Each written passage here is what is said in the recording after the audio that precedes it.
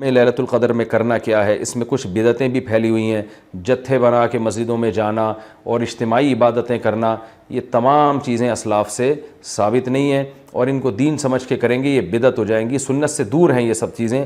انفرادی عبادت ہونی چاہیے، نماز کا کوئی الگ سے مخصوص طریقہ ثابت نہیں ہے لیلۃ القدر کی رات میں، جو طریقے سے عام آپ نمازیں پڑھ رہے ہیں وہی اسی طریقے سے، یہ نہیں کہ پہلی رکعت میں یہ صورت، دوسری میں یہ صورت، یہ تمام چیزیں لوگوں میں پھیلی ہوئی ہیں، یہ بدعت ہے، ان کا حقیقت سے سنت سے کوئی تعلق نہیں ہے۔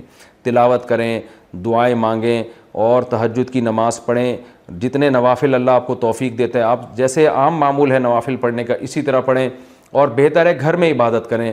گھر میں اگر مشکل ہو رہی ہے تو مسجد میں بھی جا سکتے ہیں، لیکن نوافل گھر میں پڑھنا یہ مسجد میں پڑھنے سے زیادہ افضل ہے۔ مسجد میں شور شرابہ کرنا، لیلۃ القدر کے نام پہ جتھے بنا کے بیٹھنا، پھر لیلۃ القدر کی رات پہ پوری رات پروگرام چلنا مسجدوں میں، یہ سب چیزیں لوگوں کو عبادت سے غافل کرنے والی ہیں۔ بیان بھی ہونے چاہیے مختصر، آدھا گھنٹہ ہو گیا، 1 گھنٹہ ہو گیا، باقی وقت عبادت میں لگانا چاہیے۔ دوسری بات یہ کہ اتنی کثرت سے عبادت کرنا کہ آپ کا دماغ ہی خراب ہونا شروع ہو جائے، نیند سے حالت خراب ہو جائے، تو یہ بھی ٹھیک نہیں ہے۔ کچھ دیر آرام بھی کرنا چاہیے تاکہ جتنی عبادت ہو وہ طبیعت میں نشاط کے ساتھ اور فریشنس کے ساتھ ہو، آپ اس میں ٹینشن میں نہ آ رہے ہوں۔ اور ایک اہم بات یہ بھی ہے کہ اصل عبادت گناہ چھوڑنا ہے۔ آپ صلی اللہ علیہ وسلم نے لیلۃ القدر میں ہمیں جو دعا سکھائی ہے اس دعا کا مفہوم بھی یہی ہے۔ صحیح حدیث میں دعا آتی ہے کہ لیلۃ القدر میں یہ دعا مانگو، اللہم انک عفو تحب العفو فاعف عنا، اے اللہ تو سراپا معافی ہے، معافی کو پسند کرتا ہے، ہمارے گناہوں کو معاف کر دے۔ تو اس سے پتہ چلتا ہے کہ لیلۃ القدر میں نبی ہمیں یہ سکھا رہے ہیں، یہ سمجھا رہے ہیں کہ گناہوں سے توبہ کرنی ہے، معافی مانگنی ہے۔ ظاہر ہے جس جرم سے معافی مانگی جاتی ہے تو اسی بیس پہ مانگی جاتی ہے نا کہ آئندہ آپ چھوڑنے کا عہد کر رہے ہو۔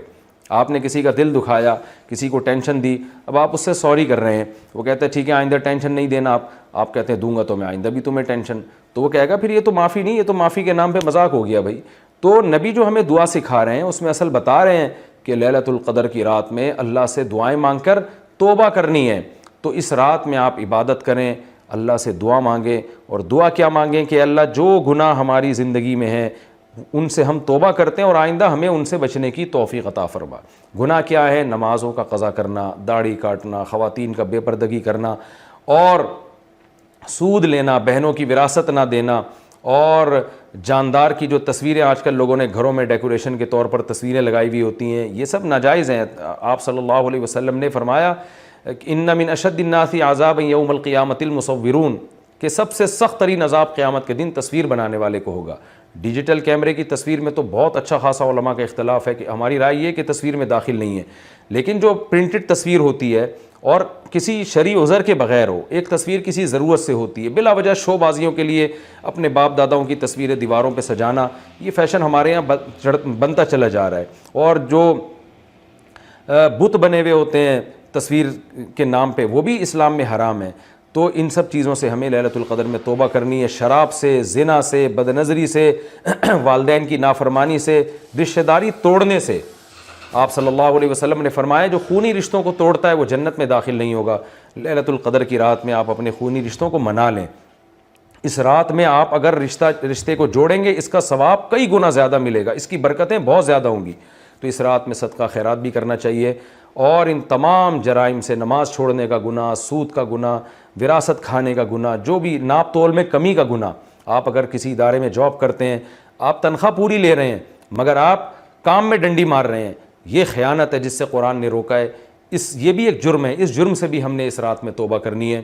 اگر کوئی کرایہ دار مالک مکان کے گھر کو امانت کے طور پہ استعمال نہیں کرتا، یہ بھی امانت میں خیانت ہے۔ اور اگر مالک مکان کرایہ دار کو تنگ کرتا ہے، یا کرایہ دار مالک مکان کو ٹائم پہ کرایہ نہیں دیتا، یہ بھی جرم ہے جس کو قرآن بیان کرتا ہے امانت میں خیانت۔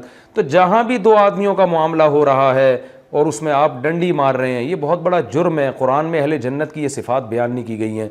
تو اخلاق کو اپنے درست کرنا، آپ صلی اللہ علیہ وسلم نے فرمایا منافق کی 3 نشانیاں ہیں، بات کرتا ہے جھوٹ بولتا ہے، امانت دی جائے تو خیانت کرتا ہے، اور جب کسی سے بحث مباحثہ کرتا ہے تو گالم گلوچ پہ آ جاتا ہے۔